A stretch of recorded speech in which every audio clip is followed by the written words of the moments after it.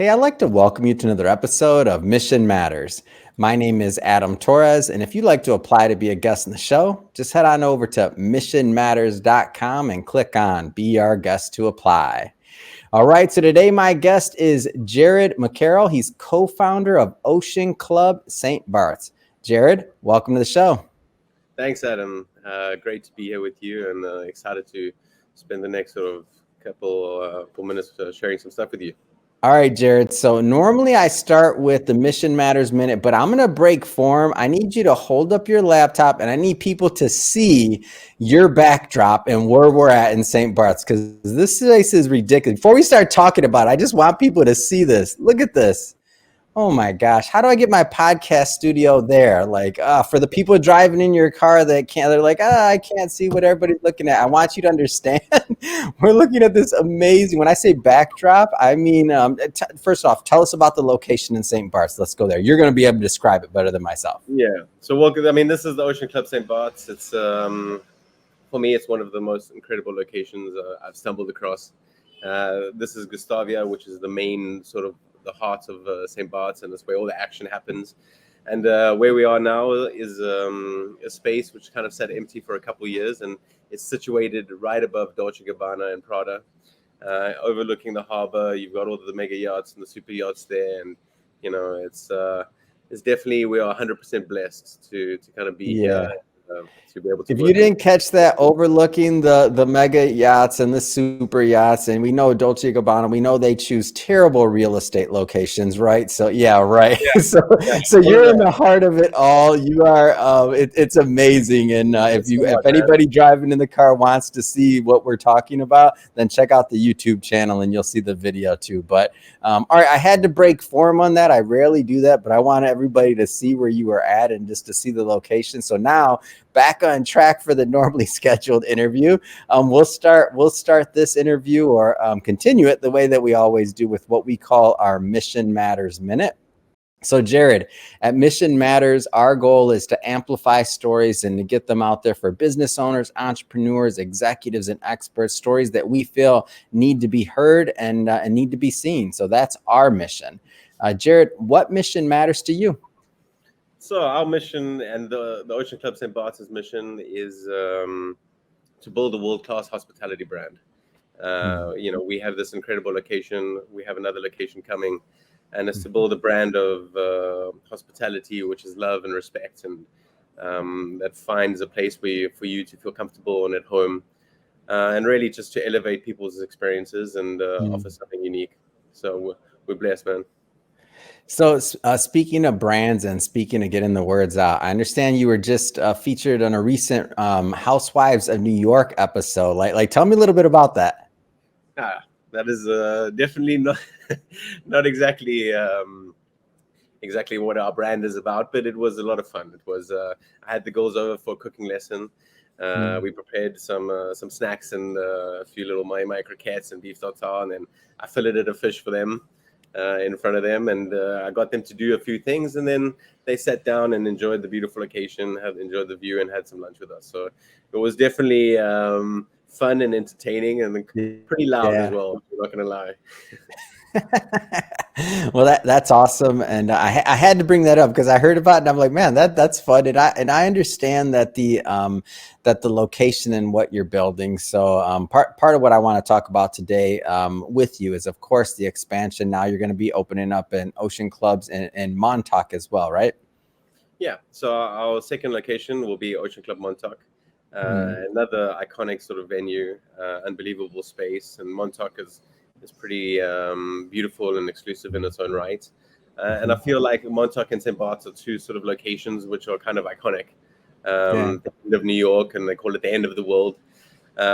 This is a beautiful, intimate, small restaurant. It's about 65 seats. The one in Montauk is about 184. So it's like 3 times the size, with a big open kitchen, big sort of, everything is the same designers, same sort of style, same style of food, with a big open grill. And you'll have a chef table on either side where you can sort of interact with the kitchen, and like you said, it's like people want experiences, and they want to see, touch, and feel. And I'm looking to create more than just a meal. but to create an experience and offer something quite unique. So tell us about really about St. Barths and your vision for Ocean Club there, and how this all came about. Like, how did all this get launched? Well, sometimes you get lucky. We had this incredible location, and we built it out to kind of be an extension of a yacht or your villa. I mean, if you're in Miami or in New York, you're in all of these places that like you go to these sort of clubs to be sort of exclusive. In St. Bart's, you're kind of at the top of your game and you're part of an exclusive club when you're here already. So like our goal was to elevate the hospitality and elevate the food and service to a standard where it felt like it was almost a tailored service. So like the bar here is completely open, the kitchen is completely open and exposed. There's no sort of walls or barriers between the people that are working and yourself as a guest. And it's really just a space where we can, like I said, it's an unbelievable location. And our goal is to find a service and a style which kind of elevates that and just like pays a tribute to this beautiful location that we have. Yeah. Had you always like, was this always part of your vision or roadmap to open up a place there? Or how did you get to that point? Like, was there an aha moment? Was it a conversation over a glass of wine? Like give me the moment, because I find this stuff like very interesting. So, I mean, I was always looking to open my own space, as anyone who's had this big sort of vision of what I would like to achieve. And I was the executive chef of Hotel 20, which is a small sort of 5-star Real Chateau hotel just on the other side of the island. And I was there for about 4 years. I actually rebranded and redesigned their restaurant, and it was called Jarad 20 for about a year and a half. And then sort of COVID happened and we sort of split ways. And I was searching for something new and something different. And then we stumbled across the space. And we were like, "Oh my gosh, this is incredible!" And then I was cooking. I was at that time I was a private chef, trying to just provide for my family and trying to find ways while I was building the next sort of chapter of my life. And I stumbled across somebody who said, "Okay, I like what you're doing, and I think it's an interesting concept, and we'll invest and we'll give you the money." So it was like it happened like this. I just found my partner. Wow. Yeah. So it was. Sometimes you get lucky, and it was a great beginning. And St. Bart's, I realize, is very transient. It's very small, and it's tough to get recognized. It takes a while because if you're in New York, there's a huge mass of people. This is an 8-mile long island. Yeah. It's a tiny island with like 35 different restaurants on it, like 6, I don't know how many hotels. And everything is really high end and high quality. So we did this little independent sort of restaurant that sort of popped up, and we're like, this is our goals. We're ambitious. We're hungry. We want to create this, we want to do this, and it's like, and then it wasn't as it didn't take off exactly the way that we anticipated. But you realize that building something of quality takes time, and you kind of just have to persevere through the beginning days and start to just build it day by day and make sure that you focus on the product. And then we're offering something that's elevated and delicious and a guest experience that's pretty cool. Yeah. What keeps you, and what kept you, I should say, as well? And the reason I asked this question, by the way, a lot of business owners, entrepreneurs, like people that watch this, I mean, I like to say that another name for this podcast could be the Keep It Real podcast, because a lot of entrepreneurs watch this. So I get all the stories and listen to this. So like, what kept you strong, like during that transitionary period of like, what's next in COVID in the middle of all this? Because everybody was going through their own thing. Like, what kept you strong at that time? I heard this amazing quote. It's like, in order for us to define what success is, we need to have or in order for us to be successful, we need to have a definition of success. And that, somebody told me once that success is the progressive realization of a dream. So it's like, first of all, we need to have this dream. Now, I've always had a vision of what I want to accomplish. I always sort of been plugged into that dream, and I kind of see it, I feel it. And it's like, if you have this dream and you believe in it, then like the ups and downs are kind of, it's okay, because the down days, you'll have up days, down days, but at the end, you know that you're heading in a direction. I think it's like when people don't have a dream and they don't have a vision, they kind of get lost in the sort of day-to-day. How do you hit a target that you cannot see? It's kind of impossible to throw something and saying like, I missed it, but there's no target. So I think when you have a dream and you kind of understand that you're working towards this, and you even when it's difficult, if you just continue to take the steps and do the work and believe in that vision, it kind of gets you through. But if you don't know where you're heading, those dark days can kind of seem harder. Yeah. Amazing. So I want to jump in around a little bit here. So for everybody watching this, like when I did the warm up call, we always schedule a time for me to talk with guests before we bring them on the show and kind of figure out the content, things like that, and what points we want to hit. And Jarad was explaining to me like the culinary experience, and I don't claim to be. I'm a foodie wannabe. Like I don't always know what I mean. I just like food. I mean, I'm a wannabe. And Jared's explaining like the culinary experience and everything else. And this is how I learn. And so I'm looking at your Instagram and you're describing like the dishes, whether I'm probably going to butcher the names, but I know one looks like an island, one looks like a tree. Like, talk to me about all of like what went into that and kind of some of your concepts for this, because it's quite amazing when I checked it out. And by the way, everybody go check out Jared's Instagram as well. Real quick before you answer, Jarad, what's your Instagram again? Because I just follow you. I don't remember the handle. It's at Jarad_McCarroll. Wonderful. So easy. There you go. Go check this out so that when Jared's also explaining this, you can look at it too, and you're gonna be amazed. So again, go back to like the culinary experience part of this. First of all, I appreciate that. I mean, for me, being a chef is like sort of an artist, and like as your plate is your canvas. So I have a few signature dishes which I've had for a couple of years and sort of like built them up. I always start with something and then I try and develop it until you kind of have this sort of idea. So there's a couple dishes that don't change. One of them is our island.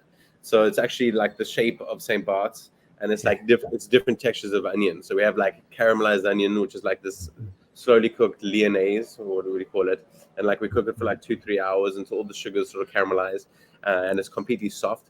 Then you have like pickled onions on top. Then we put some bacon jam, crispy shallots. You got some chive oil around it, and then we take an onion consomme, which is made by using a very powerful vegetable stock and infusing it with like roasted onions for like 12 to 14 hours.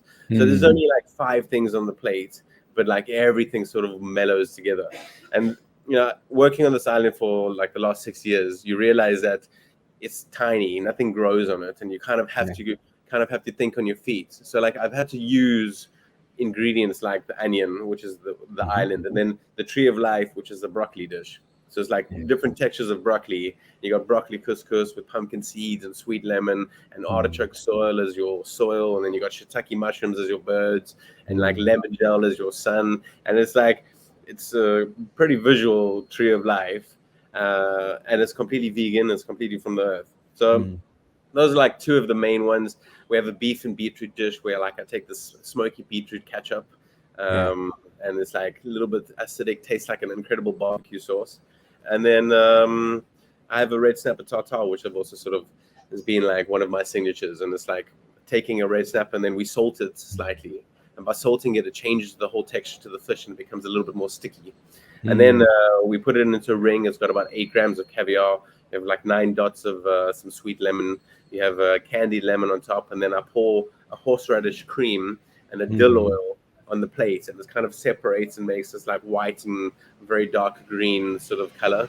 And then I finish it with the crispy fish scales, which is like, when I'm like, people look at me like, what are you serving? It's like, no, it's the fish scales. So it's a technique I learned in geranium, and it's literally like taking the scales, you wash them, and then you deep fry and dehydrate them, and like it's got very little flavor, but the little texture that it adds to the dish are really quite cool. But it's a progress, and I love what I do. I'm extremely passionate about cooking and sharing experiences with my guests. It's like these sort of stories when I go to the table and I'm pouring the onion consomme and telling them how we make it. It really elevates the experience. I knew when I asked you that question, you're going to make me hungry again every time, Jared. It had to be done. That's me sacrificing for the audience right there. Like had to be done, but it looks delicious. You do that again, yeah. So I was looking at this and I say this kind of in jest, but not really. But so the expansion to Montauk, are you bringing the island dish there? Do you have some other things up your sleeve? Is it not decided yet? Like, I'm not putting you on the hook here, but what can you tell me about that side of things? I mean, it's kind of hard to bring an island dish. That's what I thought. I was gonna assume that, but man, and look, Montauk is a different beast. It's like, Yeah, this is a small, intimate, refined of restaurant. course. Montauk is going to be like a machine. It's like 184 seats, 500 covers a night.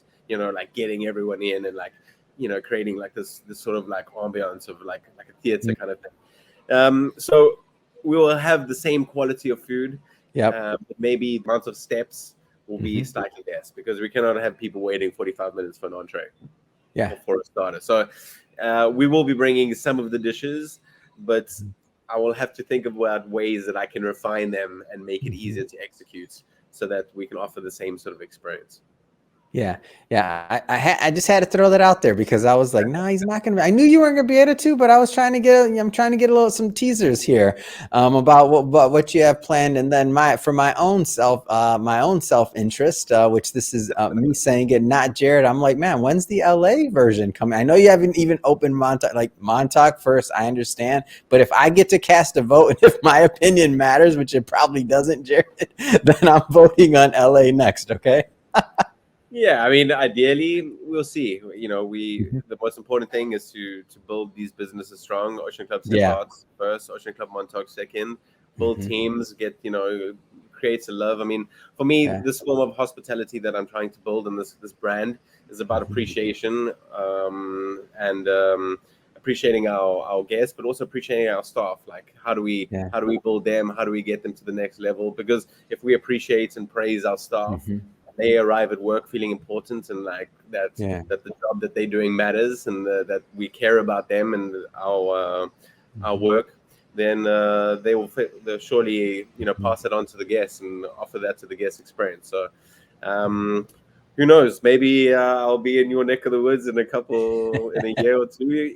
It's everything is open, and we'll take this brand where we can find Yeah. um, beautiful locations and beautiful people. So for Hmm. sure, I'll never say no. All right, amazing. And I do actually want you to go a little bit further in that thought process of the staff and the culture that you're trying to create to obviously create that high level of service that you're doing at St. Bart's, and really not even just service, but that experience that you're creating. Because obviously, no one person does it by themselves. Like, what goes into that? Like, how do you pull that off?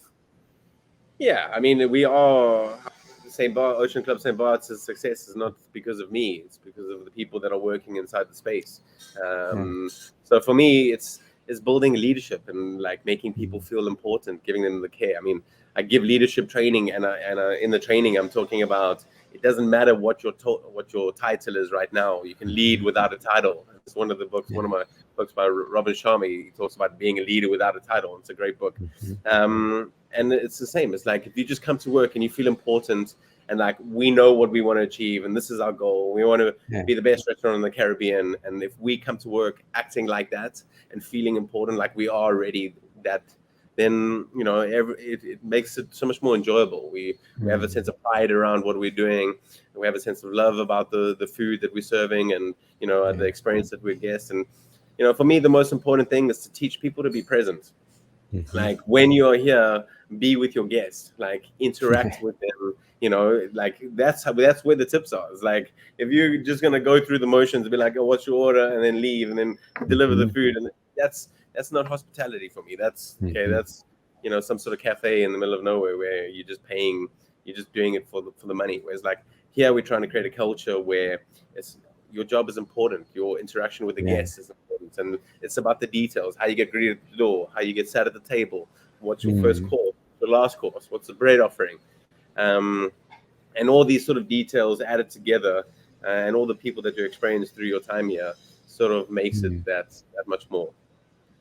Yeah, I think that's great. And being present or being there while you're there, like that's Yeah, I mean, that's I, the I secret. feel like all business can learn so much from hospitality. Like I Well, didn't get to like it, I it's just see it because with on all different businesses, if we all did that, like what would the experience be like, right? The customer journey. It may be a different product, but it's still that experience people want. Yeah, I mean it's not even in your business, in your day to day life. Like Yeah. we're as humans, we're always looking to the next thing. We're like in a rush, like everyone's rushing from Hmm. here to there and rush, rush, rush. It's like calm, be present, like enjoy the moment, like be here. Like when you're Yeah. with your guests, be with your guests. Don't be with your boyfriend 2 hours later or at the pub or Mm. wherever. It's like, and then when you're at the pub, you want to be there. It's Yeah. this incessant need to kind of the next moment's going to be better. Like, learn to enjoy the present moment, because that's where life is. Did you always have that kind of philosophy, or is this part of the island? I don't want to say island lifestyle, but I know my family. So my dad's from Puerto Rico, so I come from a island lineage. Is that part of did the island kind of lifestyle kind of rub off on you as well, or has that always been something that you kind of strive for, your philosophy? I had some difficult experiences in my life, and it's kind of.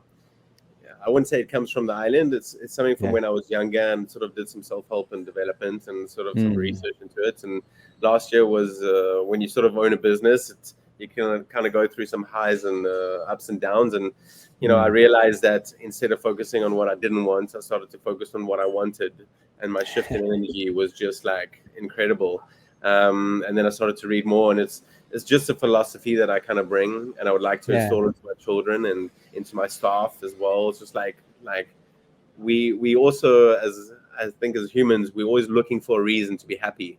There's like what's gonna make us happy, what's gonna like our happiness as well when we achieve this, or when my business does this. But if we keep on placing our happiness and our emotional states on something at the end of something, it's always going to be at the end of something. Like, you don't need permission to be happy now. Just enjoy the sort of, life is the journey. You must, and that's where I think it's about enjoying the journey and not waiting for the destination. It's great. I think the great words and things for us to strive by. I love it. It's a great philosophy, and I think for me, it's interesting when you talk about being present. I always say my favorite part about what I do is these interviews, because I can't. It's almost my meditation at this point, Jarad, because everything else kind of goes out the window, and in this case, it's just me and you. So I love it. I love the connection. Yeah, I love the meditation. Yeah. So I don't have to drop names or anything like that, but come on, St. Barths, you got mega yachts behind you. Yachts, I feel like there's billionaires or celebrities going through those doors. Like what's that all about? Like, got to be some things happening over there. Yeah, I mean, we're blessed. Like I had an event with Fedship, and Fedship is a mega yacht builder or super yacht builder, and one of the sort of highest in the world.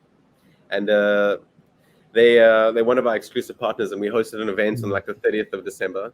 And during that peak sort of period, like the 26th of December, the 6th of January, like the sea is just filled with mega yachts and super yachts. It's just like, wow, it's ridiculous. So I think we had around like 15 to 20 billionaires in this space at one time.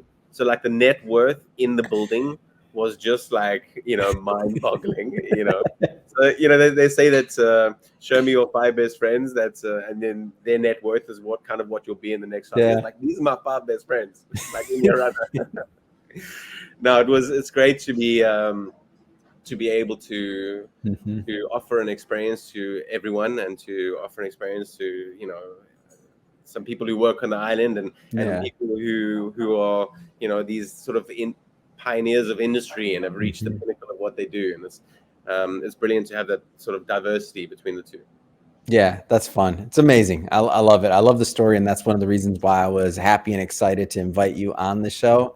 That being said, Jarad, if somebody wants to learn more about what you're doing, follow your journey, like how do they get information? Like, what do they do to connect? So we have our website is oceanclubstbarths.com.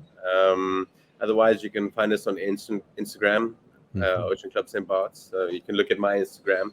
And then there's email addresses there. There's contact numbers there. But if you Google Ocean Club St Barths, there's a few sort of things that sort of come up.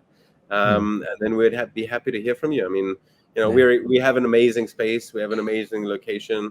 We have some incredible staff members, and I feel like we're passionate about what we do and what we're trying to achieve. And we love to welcome all sorts of people and all sorts of walks of life to our beautiful space. Yeah.